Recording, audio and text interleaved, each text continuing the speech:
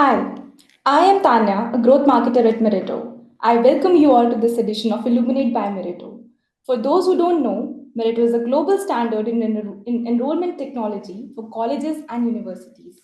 We believe that admissions teams shouldn't have to navigate complex systems or struggle with outdated tools in an AI driven world where speed and precision are essential. That's why Meritto stands out with a purpose built solution designed for admission professionals, not tech experts. With its intuitive interface, robust data architect, and an AI driven automation, Meritto empowers institutions to recruit smarter, engage students more effectively, and streamline the entire admissions journey. And for those of you who are on to their first Illuminate by Meritto webinar, it is a series of live webinars where we bring you the latest insights, best practices, and technology on everything about student recruitment and enrollment. We host expert speakers from Meritto alongside experts, thought leaders, and decision makers from the world of education, offering unparalleled insights for the education industry. And today we have someone who truly lives and breathes graduate enrollments, Brett DiMarzo. Brett brings over 20 years of experience in higher education and is currently leading graduate enrollment digital strategy at Boston College. From starting out in financial aid at MGH Institute of Health Professions to directing graduate admissions at Simons University, Brett's journey has touched every corner of the enrollment life cycle. He's also an active force in the NAGAP community, currently serving as secretary and contributing across multiple committees. And beyond all the titles, what makes Brett stand out is his deep understanding of both strategy and the student behind every application. We welcome you, Brett. Thank you very much. It's wonderful to be here. Thank you. And joining us with a truly global perspective is Shabazz Siddiqui, Director of International Business at Meritto. With over a decade of experience in education technology, Shabazz has worked with more than 1,200 institutions across the UAE and Malaysia and US, helping them drive meaningful enrollment growth and technology that builds for execution and complexity. He's played a key role in making Meritto the go to platform for institutions, aiming to simplify their processes and scale faster. And today he's here to help us connect strategy to implementation. Thank you, Tanya, for the introduction. Good morning, everyone. Hi, Brett. Good to meet you. So, today's session is on graduate enrollment trends and strategy, one of the most pressing topics in higher education today. And we've got just two right people to dive deep with us. So, Brett, before we get into the nitty gritty, I've got to ask you, what does a typical day in your role looks like? Like, what keeps you on your toes these days? Yeah, absolutely. Well, it's the world of higher education is changing on almost on a minute by minute basis. So, my day consists of a lot of conversations. We have 8 graduate and professional schools here at Boston College, and a typical day just involves a lot of conversations on how we can better engage with students throughout the journey that they're going on, from the start of when they're exploring and researching graduate programs and looking at Boston College, to how we can engage with them better using the digital tools and technologies that are available today. So a lot of conversations, a lot of analysis, data analysis, seeing what those trends are, how our students are engaging with the tools that we already have, and how we can just constantly improve that. So a lot of those strategy conversations and planning is part of my typical day. Love that. Now, you've seen this space evolve over the years. If you had to sum up how graduate enrollments has changed in just one sentence, what would it be from your side? Yeah, that's a tall order. It's a tall task to do, but I think we've seen changes in student research behaviors. We've seen attitudes about the value of higher education evolve. And obviously, there's a lot of major shifts going on in the political climate, obviously here in the United States, and how that impacts the rest of the world.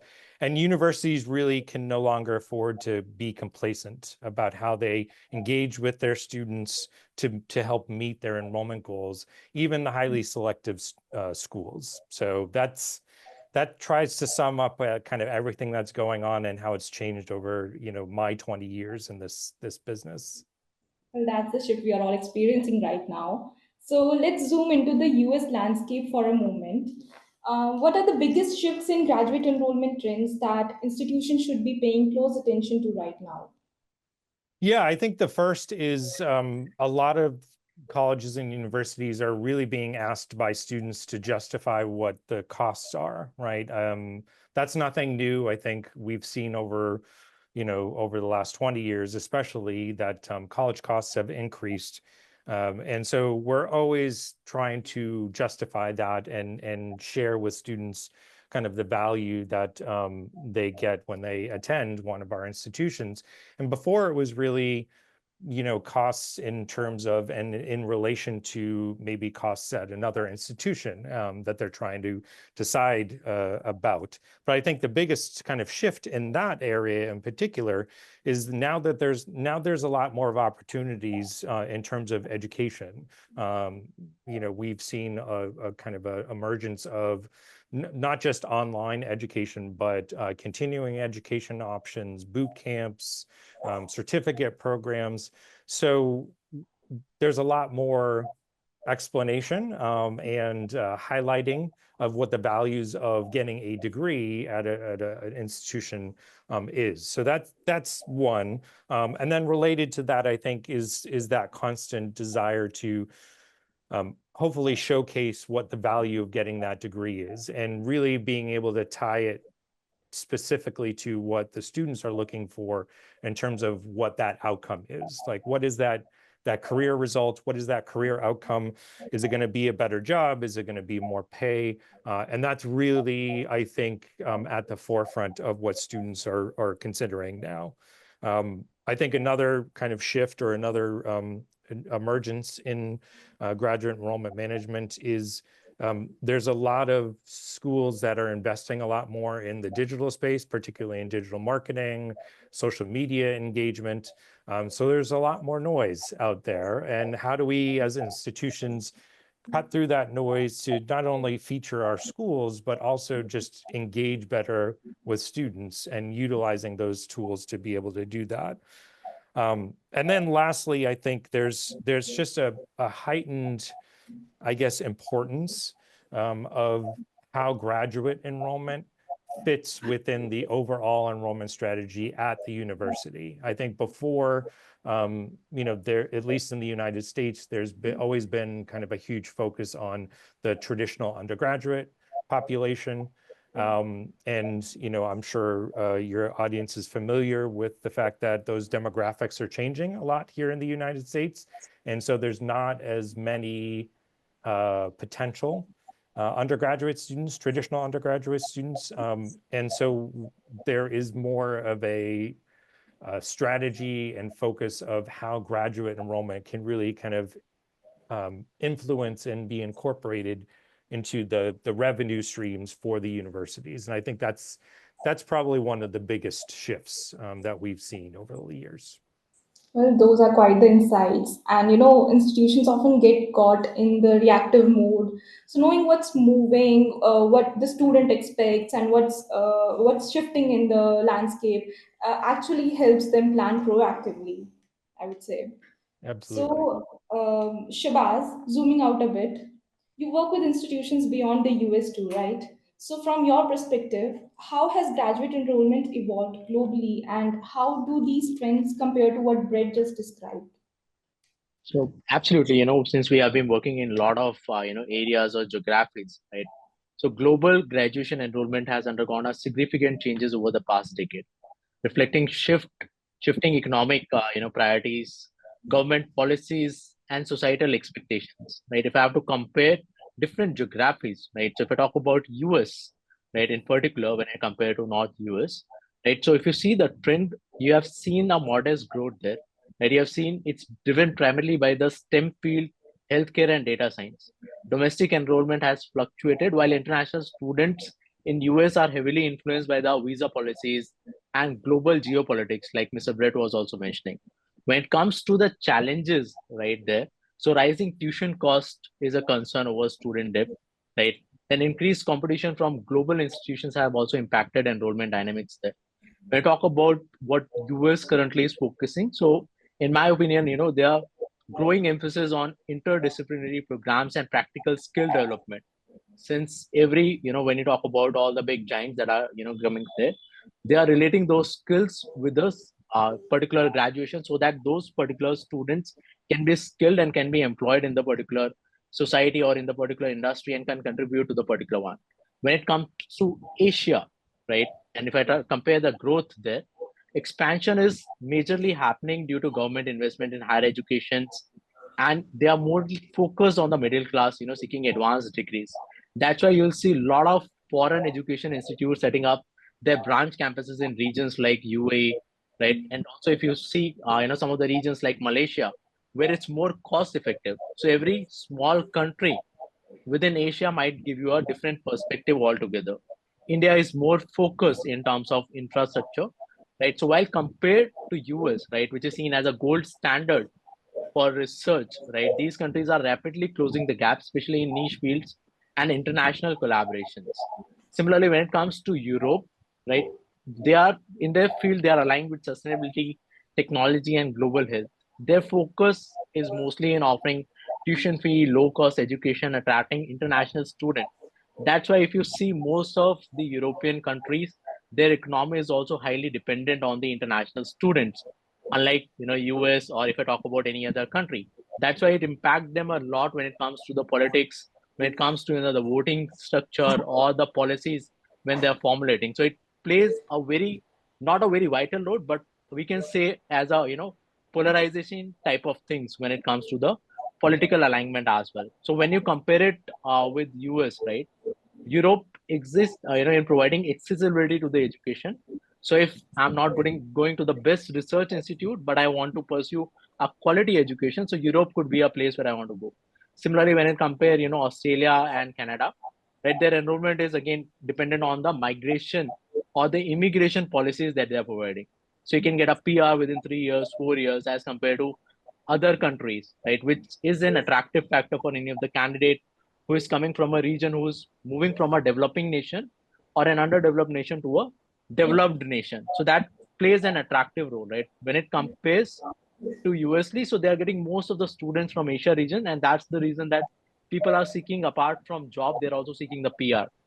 So this is not just about the quality of the education or the quality of research, but it has almost become like a business where they are also seeking something in terms of PR and rest of the things.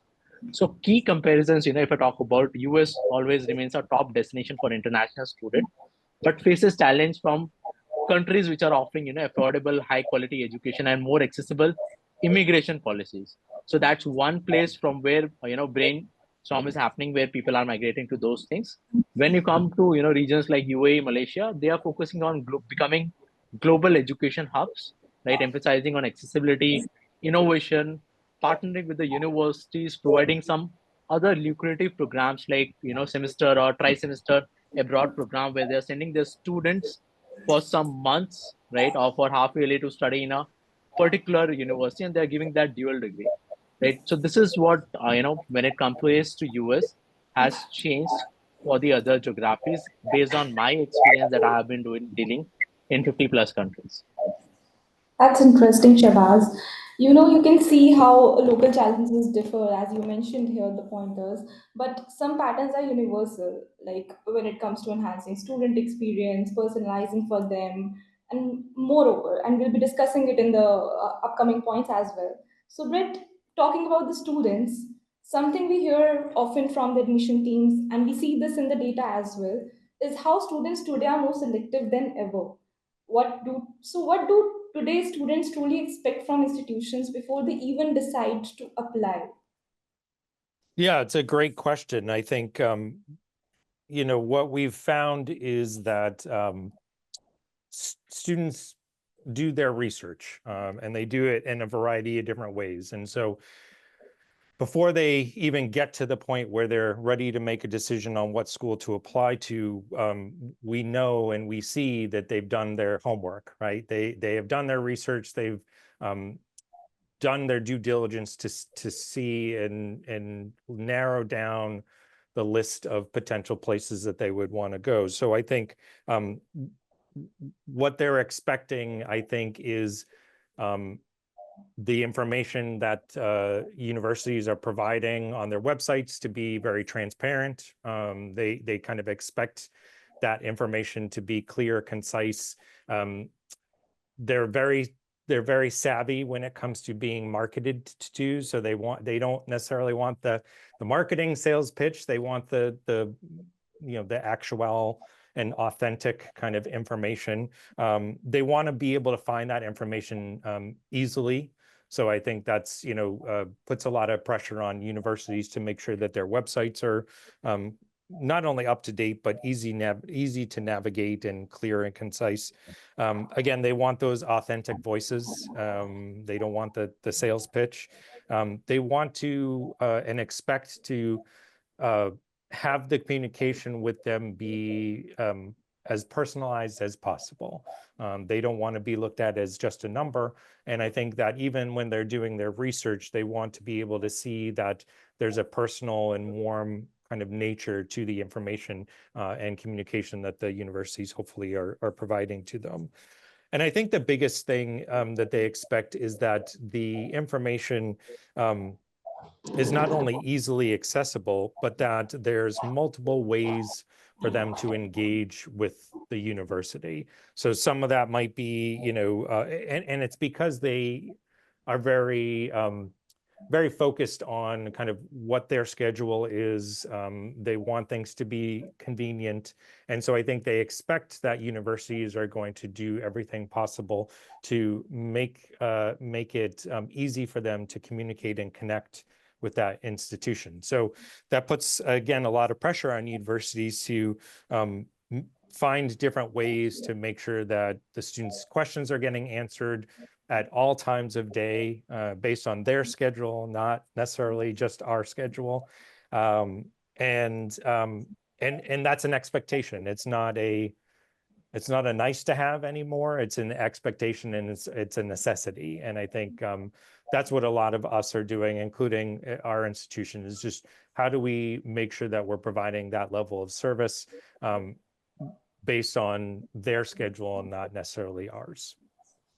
That's such a valuable reminder, Brett, I would say. Like, student has a lot many, portals or sites, be it other social media platforms or the websites or other publishers and all, where they have a lot many information, but the right one is what matters. And when we've seen how personalized student first engagement across various platforms like email, WhatsApp, etc., can really move the needle. Students want relevance now; they want it fast.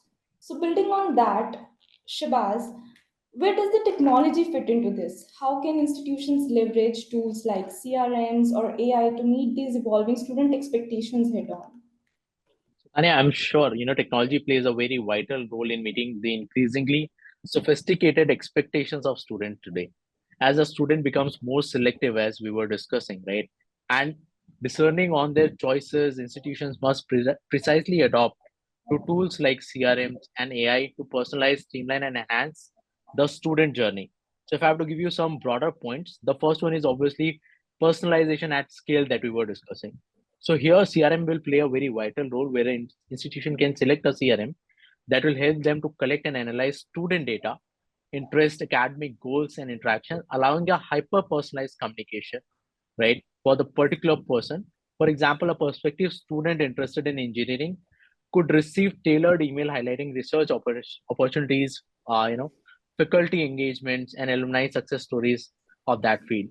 When it comes to AI, definitely AI plays a very vital role. AI can refine personalizations by predicting a student's need and preferences through behavioral analysis, ensuring that the right message reaches to the particular student at the right time. Today's generation is a Gen Z generation that we are talking about, and they are all tech savvy, right? They don't want, like Mr. Brett also mentioned, they don't want the sales pitch. Rather, they want what exactly they are seeking for. Plus, they don't have that much of patience to go through all your materials. So they want everything on their fingertips, right?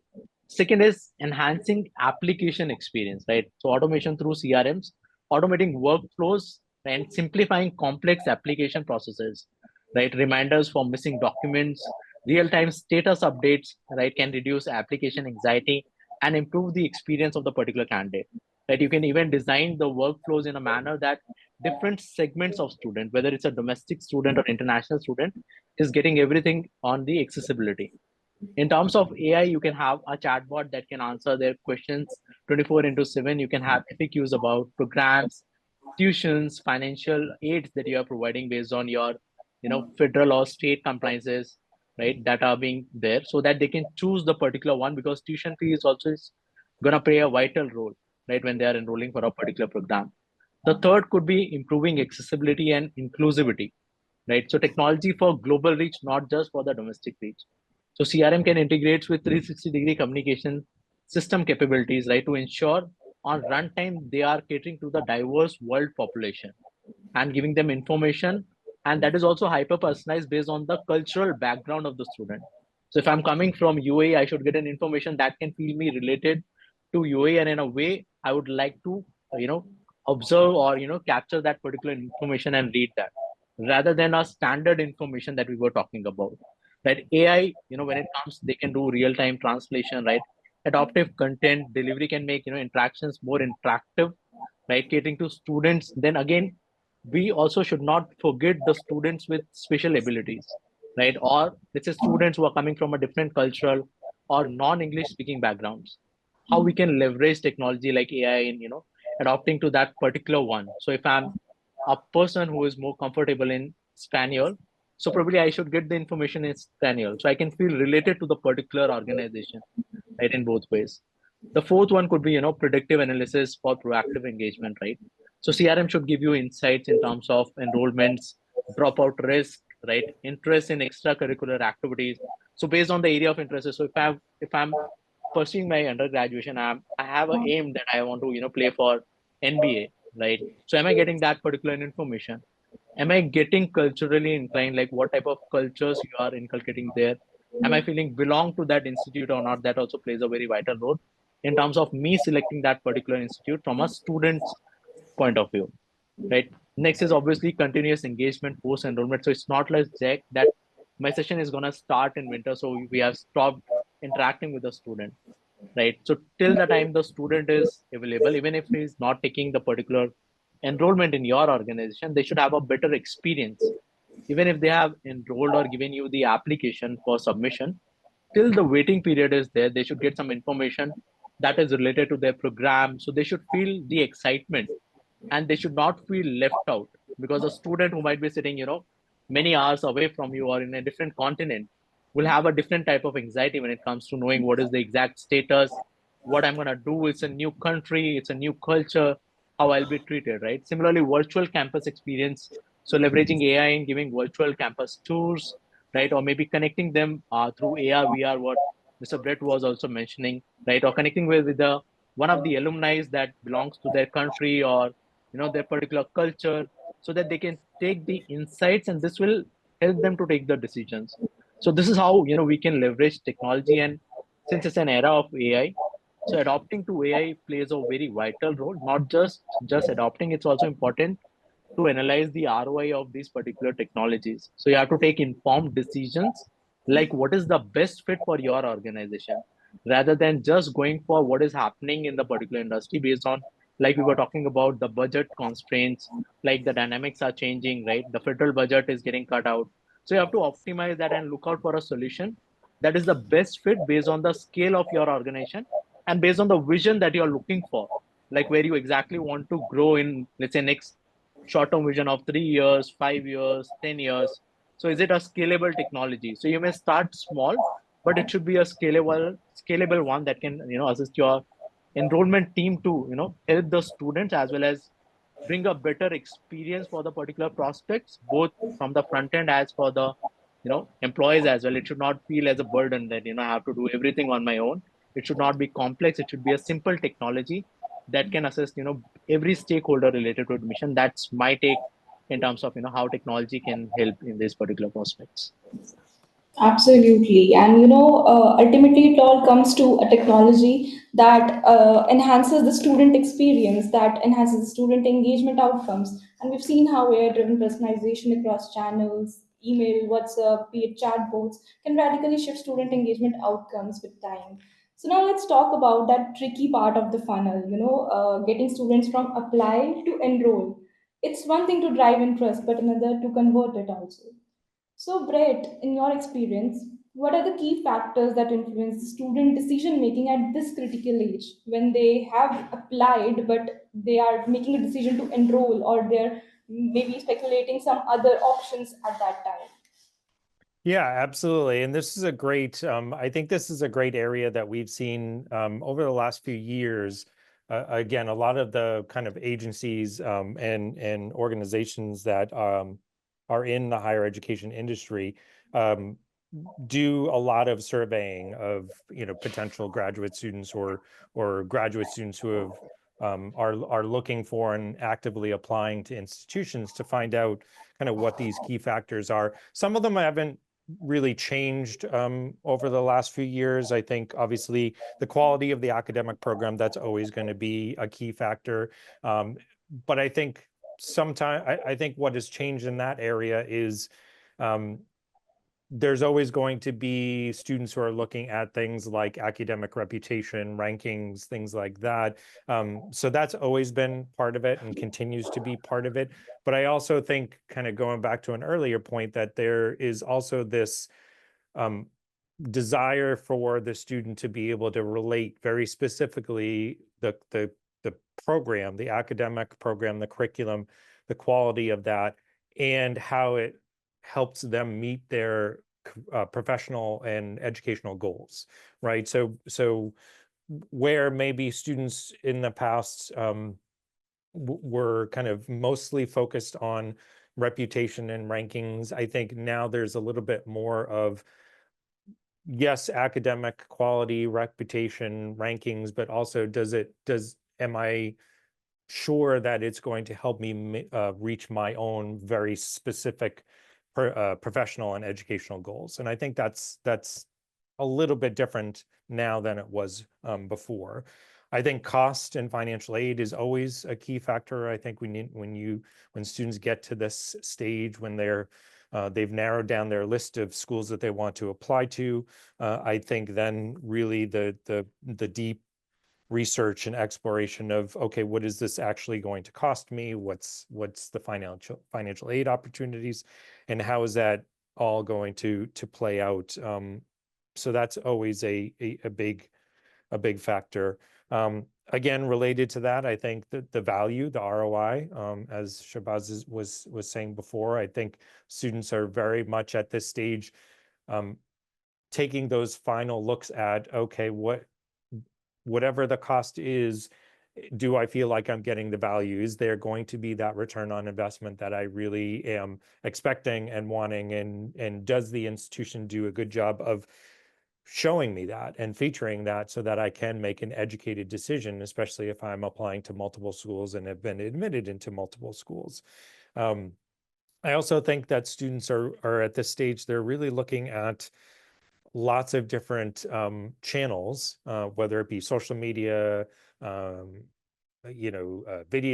the website, maybe even third-party websites that talk about institutions and education. They're asking themselves, is this a community that I envision myself in, right? It's yes, it might be a great academic program. It has great faculty members.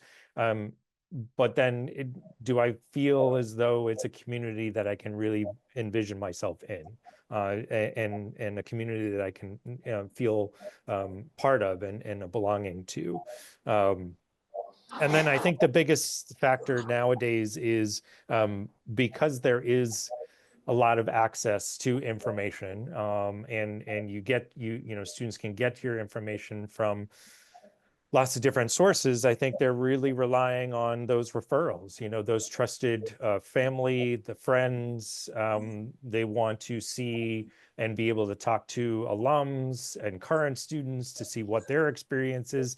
And they're really utilizing that at this stage to ultimately try to make a final decision, especially if they're admitted into the particular school of, do I feel like the people that go there, that work there, the people that are familiar with that institution, do they believe in that organization, what they're doing, and ultimately whether they're going to be successful at that institution and beyond. So I think those are consistently, when you look at a lot of those surveys that agencies do when they're surveying potential graduate students, I think those are always kind of on the list, but I think kind of where they rank in terms of how students are focusing on them definitely have shifted over the last couple of years. Well, absolutely. And, if I could conclude all the points that you said in just one line, I think it is that where the speed, the clarity, the connections is all what matters most. So, every applicant or every student gets the seamless experience. And Shibas, from the tech side, would you like to add something here? As both of you have mentioned the ROI involved with the technology. So, any KPIs that you can offer that our audiences must be taking the pointers of? Sure. In terms of technology, I think we should have a simplifying the enrollment process. That means, dynamic portals like we were discussing about, whether they are from our own website or from our, partner websites or whatever other discovery platforms, right? So clarity of the information should be there, right? Document upload and verification also plays an important role, right? So automating the document submission process, verification of these particular documents, right, eases out the work for a particular student as well as the administrator. Then proactive engagement and personalized outreach that we have already discussed can be done through, the CRMs or the AI, so that based on the stage where the candidate is stuck in the process, the candidate should get the information. Financial transparency and support, I think, plays a very vital role here, right? So there should be, we can also look into the point out that I can create an AI based cost calculator, right? So if I'm a student who is moving from New York to Boston, right? So if I'm going to MIT, I can see that, based on my credentials, right, what are going to be the cost calculation, let's say estimate also, right, in terms of my tuition fee, in terms of other expenses, right? Because that's going to play a vital role in for me to take a decision in terms of what type of financial aid we are, getting. Right. We can also create, virtual financial counseling AI based bots that can help in this particular direction, right? Building emotional connection, I think is an important thing, right? So a humanized touch is always required there, right? So maybe hosting some webinars, open houses, discussion, right? Some webinars with the alumni, right? Like the one that we are conducting, where people can come, they can share their experience, right? The people can feel connected, how the particular course has helped them in their career, right? So this will also help them to feel connected. Okay, this is what I can seek, or this is the 360-degree learning apart from the academics or the curriculum that I can also find from the website or from the bots, right? What are the other aspects that I'll develop in terms of my personality, in terms of any other extra curriculum activity that will help me to become a better human being, right? And contribute to the particular society, right? That could be also one. Then addressing uncertainty could be also one thing, right? So, right, providing some virtual counselors like we were talking about. And then I think also one more thing that I think very most of the organizations lack is post acceptance onboarding. So the process is very unclear, right? And the timelines are also not clear, like how they have to apply. So think from a perspective of an international student who might be, moving to a different geography. Like what are the timelines, right? How easy is it for me based on my country, based on the norms, right? The visa norms that are there, that how I can apply for that particular visa, what type of visa I'm gonna get, right? What are the benefits of this type of visa, right? Will it help me, and what is that timeline, so that I'm not missing those timelines. So that is also important, the way we can do. So if I talk about key takeaways, so technology is a linchpin in bridging the gaps between the interest and the commitments. So institutions that strategically combine data insights, automation, and personalized engagements can effectively convert applicants into enrolled students, while also setting the foundation for long-term success that we have been talking in terms of ROI or selecting a particular technology, right? So this is my take in terms of technology, how it can help in this particular point. Right, those are definitely the key differentiators, I would say. Okay, moving forward, Brett. We are also seeing a rise in the non-traditional applicants like career switchers, professionals, international students, as we also talked about that the transnational education. So, How should institutions rethink their messaging and engagement strategies for such diverse applicant pools? Yeah, it's funny because I obviously talk to my colleagues here that work with the traditional undergraduate students, and sometimes I feel like they have an advantage where it's a little bit more predictable in terms of the journey that those students go on from high school to college. But I think in the graduate realm, I think we're used to being able to understand that there's a variety of different life experiences that people are coming from when they're looking at graduate education. Even when we look across our programs, there's some programs that have maybe higher percentages of students that, traditionally come directly from undergraduate to graduate, right? And that's kind of one particular audience and are kind of one particular point within their life. But to your point, there's other programs that maybe have a lot of career switchers and people who are already in those professions looking for an advanced degree. So I think the key is that from a messaging standpoint, really acknowledging that each of these different audiences have their own unique aspects.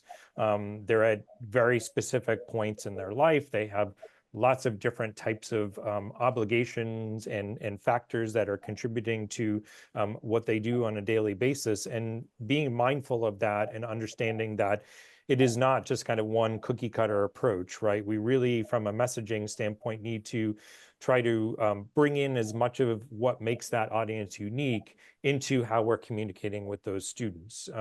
So being just kind of understanding and making points to bring in factors that we know are relatable to each audience. So, if somebody is a professional already, working professional, looking to get an advanced degree, making sure that we're addressing the factors that we know are important to them: cost, convenience, fitting in the education within their their life and their busy kind of schedule. And international students as another audience, and dealing, as Shabazz said, indicating or dealing with all the different things that they have to deal with, from visas and moving from one country to another, and kind of being welcomed into a brand new culture.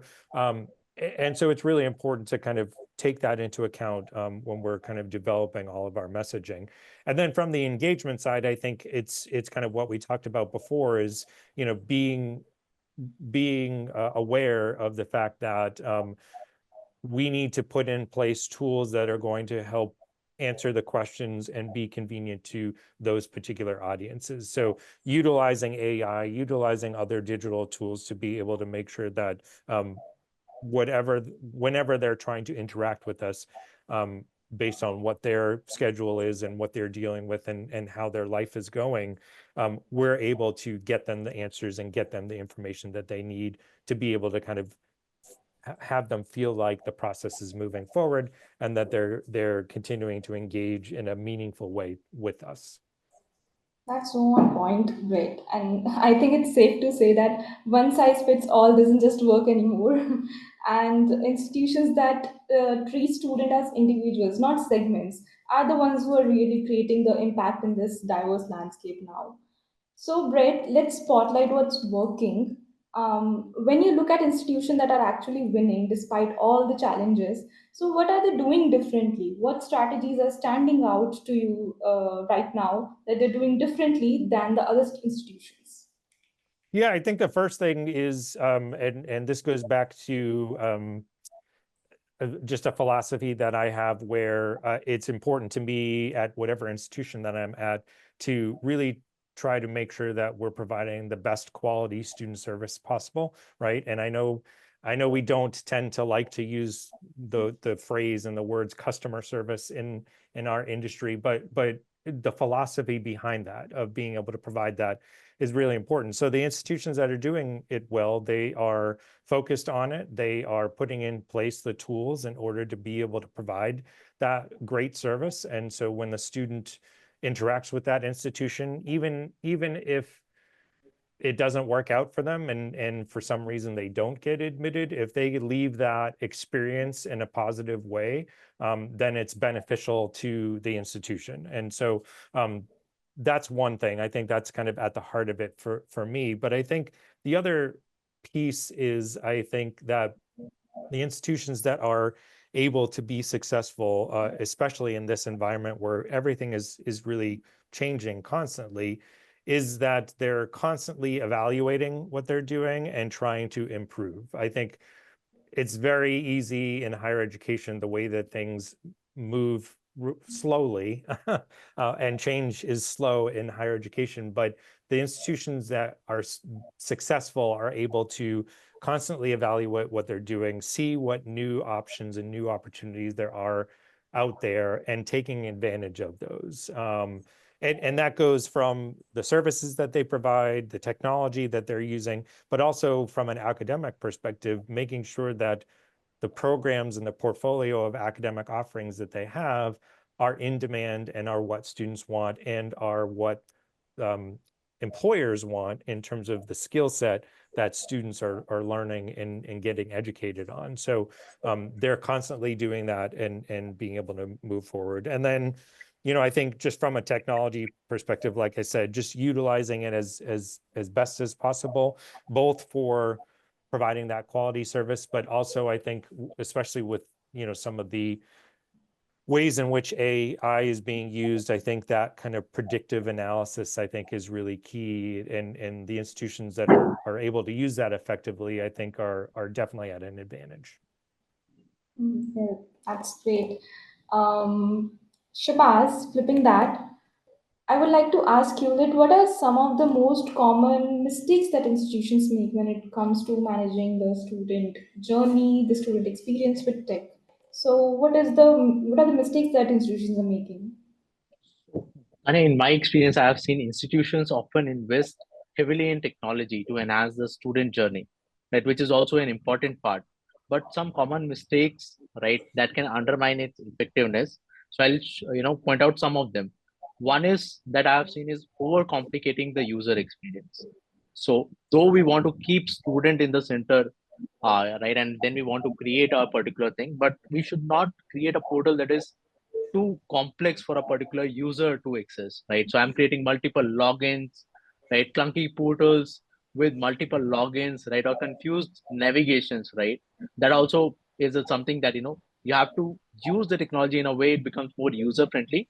It's solving your query rather than complicating the experience of a particular person.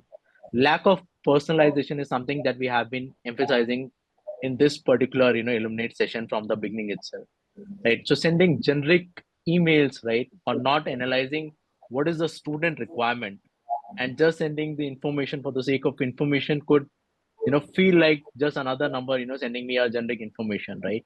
So we can leverage technology, but the technology should also understand the data pointers or behavioral aspect of the student, right? And based on that, they can do. Another common mistake is poor integrations between the systems, right? So we have seen that admissions, financial rates, and academic systems, right, lead to fragmented experience and miscommunications. It's just important we have a foolproof integration, have a technology like we were discussing, a scalable one, right, that can interact with each other, right? So not to complicate things and not to have complex integrations, right? So that your system is not working or it's becoming more complex for the backend users as well. Another thing I think that we often miss, well, like I was talking about previously, was also human touch. But I guess with AI, it's also becoming more human touch when you can train your AI based on the behavioral aspects, and it will act like a agent or an admission officer or a representative from your university. And one more common mistake, if I have to shout out, for you, is ignoring data analytics, right? Taking decisions randomly rather than relying on the previous data. So you have your legacy data, you have your institutions from 5 years, 10 years, or there are institutions who are established from past 1 to 2 years. So what is changing in terms of student dynamics, right? So rely on those analytics in terms of predictive modeling. This will help you to formulate strategy, optimize your cost to the highest level, right? And have an effective system that can, help them to, provide this, right? These are the important things, that I think, often are the mistakes that are being done by the particular organization that leads to, complexity when they're adopting to a new technology rather than solving their problems for the particular university. And those are such valuable points. And one very important reminder: don't overbuild, don't underuse. Simplicity and relevance beats shiny features every time. So that's what it is. And we touched base with the budget constraints in parts of our conversation. So let's talk more about the budget realities. Budget constraints and funding cuts are becoming a major challenge in universities in the US. So, Brett, how do you see this impacting the role of technology in enrollment management at this current time? Yeah, I think it's crucial. I think what we're seeing already and what we'll continue to see is there's going to be an increased reliance on how utilizing technology can help to make the work that's being done in enrollment management more efficient and more effective. I think that's the biggest thing. I think what we're seeing is a lot of institutions having to either cut things or manage budgets a little bit more conservatively than they kind of have in the past. And I think one opportunity that there is to see where AI and where technology can help us do the work better. And in the end, that's going to allow us to do things and manage our budgets effectively. So I think the two areas, obviously, I think are utilizing the technology to be able to again provide that service. So setting things up so that again the students are getting the information that they need at whatever time. So we're always on, and there's always somebody available to provide that information, whether that's an actual person or it's the AI or the technology. But then I think that utilizing the technology to be able to make our work more efficient and utilizing it for analysis, using it for predicting student behavior. So I think that's where we're going to see the use of it and allow us to be able to, manage the budgets as they get tighter and tighter. Yes, that's very important, I would say, and that's where scalable, efficient platforms make such a difference. They help teams do more without even needing more of the features and doing more. So, Shabazz, from where you sit, what strategies or frameworks can institutions adapt to maximize efficiency despite budget constraints at this time? Absolutely. So maximizing efficiency under budget constraint is a challenge, but it's an it's an opportunity for the institutions to innovate and focus on strategies that deliver the highest impact. So, if I have to give you some of the frameworks, right, one could be prioritize high impact, right, and low cost initiatives. So, Pareto's principle that we have known, 80-20 principle, right? So, focus on the 20% initiative that drives the 80% of the outcome. Leverage open source and premium tools. So when I say premium tools, so even if I'm a community college and I'm short with the budget, right, I can develop something with the free source that can be a chatbot or could be anything that I can leverage. Means I need not to invest as well, because this is something that you're already teaching the particular your student. So it's important that you are also adopting to that particular technology, right? Else no one will be interested in taking admission in your particular organization. And then we can focus on optimizing existing resources, right? So data utilizing, like use CRM and analytics tool to maximize insights of existing data, identify opportunities that are there for improvement in recruitment, retention, and student success. Cross department collaboration could be one, like break down silos and share resources, expertise, and responsibilities, ensuring effective use of personal and tools as well. Adopt lean and agile methodology could be also one, right, that we can talk about, like lean framework that an organization can formulate, that focusing on process that add values to the student, streamlining the workflows. That could be one, right. Another thing could be like we have been discussing, like invest in scalable technology, start from small, see the adaptability, do the A/B testing, see how effective that particular technology that you're adopting could be for you. You can automate the processes, right, that you want, build capacity through training. So it's important to upskill your staff members. So like we were discussing, it should not be a burden. So it's important to upskill your staff. They should also adopt to the technology. They should not feel it as a burden. Rather, they should adopt to it, and they should be doing so. It could be through peer training as well, or sharing your expertise. Another crucial aspect could be focus on retention over recruitment. So it's also important that whatever resources or whatever students, right, are showing intent towards my organization, I'm doing a cost effective retention rather than just investing on technology and expecting that I'll do a lot of over recruitment, if I may say that word, could be also one, right? And then could be other models like which we have studied also, like race model, like reach, act, convert, and then engage the particular students, right? So use low cost digital marketings, tools to attract the prospects like social media, SEOs, emails, right? Whatever you think is more effective for you. Act like simplify the application process using automation to reduce the labor cost, right? Convert, if I say in terms of race, could be personalized follow-ups to maximize enrollments with minimal effort. And engage like focus on retention that we were talking about. So these are the important things that one can focus on while formulating a strategy, or let's say a framework in terms of cost effective adaptation to the technology as well. Well, agree, very much agreeing, Shabazz. Brett, I would like to ask you a very interesting question that I personally want to know about this. Is we've heard a lot about institutions needing adaptability, needing agility. So, how important is internal team alignment between marketing, admission, student services, and all of the teams in successfully navigating these evolving enrollment trends in the US?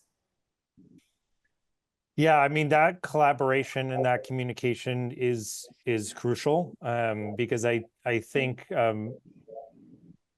what sometimes we forget when you are at an institution, especially if it's a large institution, is how what the impact is on every part of the experience that the student has. And so it's easy for institutions to kind of fall into that trap where, maybe the admission team is really just focused on recruitment and admissions and the messaging and the tone and how they're doing that and what kind of service and experience that they're providing to the student is at one level, and then when they get to some of the other interactions with some of the other departments, it may be a completely different experience. So I think what I've always tried to do at the institutions that I've been at is to ask those questions,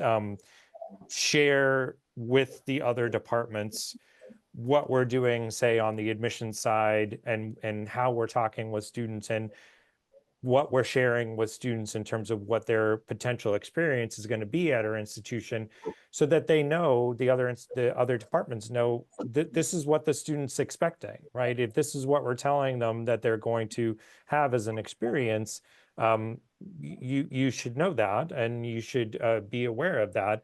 In the same kind of way, I think it's important for us on the admission side to kind of know also what the experience is like, and what the folks in the student services or financial aid are doing and how they're interacting with students, so that we can all know what's going on, all be on the same page, and all actively be trying to make that experience for the student a positive one as best as possible. So it's really crucial, especially for kind of admissions and recruitment folks, because if there's a lot of work being put into providing this level of service and sharing this information and these, excuse me, values and features and benefits of what we're offering, if it doesn't align with the experience that the student is having, and kind of when they're interacting with the other departments, it really kind of disingenuines the trust and the the trust that the student has in terms of how they're interacting. So, like I said, every institution I've been at, we've been really trying to collaborate as much as possible with those other departments to kind of make sure we're all kind of on the same page. We all have the same goal to provide the best experience for the student as possible. Very well said, Brett. I absolutely agree with you here. And Shabazz, given the rapid pace of technology advancement, what should institutions prioritize when they're evaluating new enrollment technologies, as there are many coming in the industry? How can they ensure that the technology aligns seamlessly with the strategic goals as well at the same time?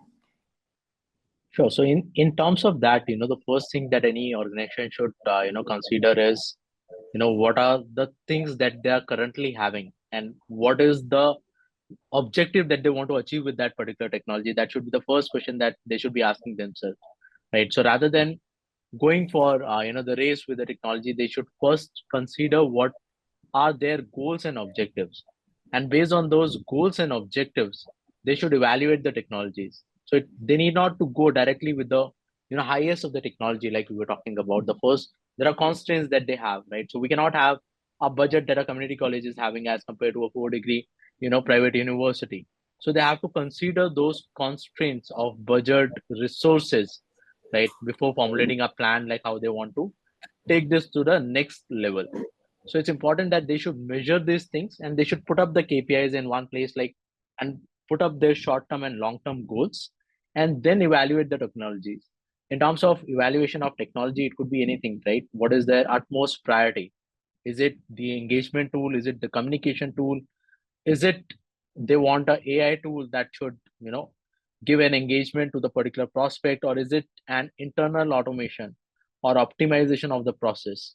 So based on their priority, whether the pain area is lying in terms of attracting the student for a new generation, organization, or let's say for an established organization, it's more about retention of more students and doing a growth path. Whereas for an Ivy League, organization, my goal will be to recruit the quality of the students. So all three are having different objectives here. So all three cannot adopt to a same technology that we are talking about. So they have to first chalk out what is the objective that they have, what is the curve in which their organization is currently. Is it in a nasal stage? Is it a new venture, a new startup, right? Is it a new university or college that wants to establish themselves? Is it an established university that want to grow, or is it an Ivy League university or college that want to get the best of the minds across the globe? And based on these particular constraints, they can formulate the technologies, and then they should go for the particular technology that fit and could be scalable. When it comes to the scalability, they should probably figure out a technology that is rapidly changing with time. They can, whatever technology they're adopting, they can see their previous performance in terms of what developments they are doing in terms of building their products, whether it's getting developed as per the pace of the industry, how it's changing in terms of dynamics, or is it the traditional one that we are using. So this could be the constant that will help them to formulate, and based on that they can evaluate a technology. Like we talk about, one particular size cannot fit all. So you have to understand what is the particular end goal that you're looking for, both in short term and long term, and then formulate a strategy, and then start evaluating the particular technologies that are there, and also discuss about the adaptability from the existing organizations that are using these particular ones. How good is the servicing, right? Because not every organization might be having an IT team. So if I'm not having an IT team as a community college, I should go for a plug and play solution rather than going for a technology that will make my process more complex. For an Ivy League college, I should have a, particular technology that I can bifurcate based on the type of programs that I'm, offering, so that I can evaluate the candidates on different parameters, right? That are coming from different boards, different states, or international students for that matter. This will help them to understand, what type of technology could be the better fit for them, and then these are the factors that they can consider while evaluating any technology. So this is my opinion in terms of what should be considered before evaluating any technology for that particular organization. Thank you, Shabazz. And as I can see that there are a few questions in our Q&A box, and I think our speakers can take up the questions. So I'll just read them up for you. So the first one says, if an institution's application to admit ratio hasn't improved in 2 years, what does this mean? Where are things going wrong? Brett, would you like to take this up? Yeah, that's a good question. I mean, the immediate thing that comes to mind, especially if you have that, if you have a good amount of applications and they're just not, that admit ratio is off, to me that just kind of signals that, well, it could be two things. I mean, number one, I think there may be an issue in terms of just the quality of the applications that you're getting, and so I think if I was in that position, I think the first thing that I would just kind of do is look to see where those applicants are coming from, and maybe that is not the right place to find those applicants, right? I think we talk a lot about kind of the quality of the applications a lot at the institutions that I've been at, and I'm sure across the U.S. So it's it's not necessarily always about the application volume. If you're not getting, the types of students that you want that are going to be successful in your program, doesn't matter how many applications that you have, it's not going to be beneficial. So that would be the first thing, is to kind of just go back and see where those people coming from, and maybe there's a different marketing strategy or a new audience or new channel to try to see if you can kind of get at that better quality audience. I think the other piece, though, is just having a conversation with the either the dean or the academic program director, just to kind of make sure that the audience that we're going after is what they're looking for, right? Like maybe something has changed and maybe they're looking for a different type of student, and that's new. And so I think that's kind of where that collaboration, right, with the deans and other kind of departments and entities that are part of that overall student experience are going to be beneficial, because you can kind of have that conversation and say, it doesn't seem as though we're finding the right students. Is something changed? Is the program a little bit different? And now you're kind of looking for a different type of student. Let's kind of reevaluate and just make sure that we're recruiting and marketing in the right places to find those people. Very well said, Brett. Shabazz, would you like to quickly add something to it? I think that has been answered very precisely and rightly by Brett. Right. Rather, I would maybe pick up the next question if you will allow me. Right. Right, definitely. So the next question says, how much your enrollment strategy is data informed versus instinct driven, and what's the cost of getting that balance wrong? So I think balancing data informed and instinct driven enrollment strategies is critical, as leaning too heavily on either can have significant consequences, right? So if I talk about my take on this, so balance between data and instinct. So data informed strategies, I would share leverage CRM systems, predictive analysis, and historical enrollment trend to guide decision making that we have already discussed. Identify which programs, demography, or geographic regions drive the most application and enrollment, and then personalize the communication and intervention based on action driven insight. Instinct driven decisions, right? Again, there's a very thin line, right? Intuition plays a role in adopting to nuances that data may not fully capture, right? Such as emerging trends, right? Or unique institutional values could be another example, right? So often shaped by the experience of the particular guys, instincts can provide a creative edge, but must align with the verified patterns, right? So if I have to let you guys know, so a balanced approach combines the precision of data with adaptability of intuition. So intuitions that prioritize data backed strategies while allowing let's say room for instinct driven innovation, right? Can optimize enrollment outcomes and avoid costly missteps, right, for the institutions. So this is my take on the particular question. I hope right, I was able to communicate in a better manner in this particular question. Absolutely, absolutely. Brett, do you have anything to add here? No, I think that's good. Great. So, although I'm loving this conversation quite a lot, but respecting our speakers' valuable time, I'd like to wrap up this conversation thanking our speakers, Brett and Shabazz, for such an insightful and practical conversation. Your perspectives, both strategic and technological, really brought this full circle. And before we wrap up, I just would like to ask you both one last question, more of a if you had a piece of advice to give to the institutions looking to future proof their enrollment strategies. So, what would it be?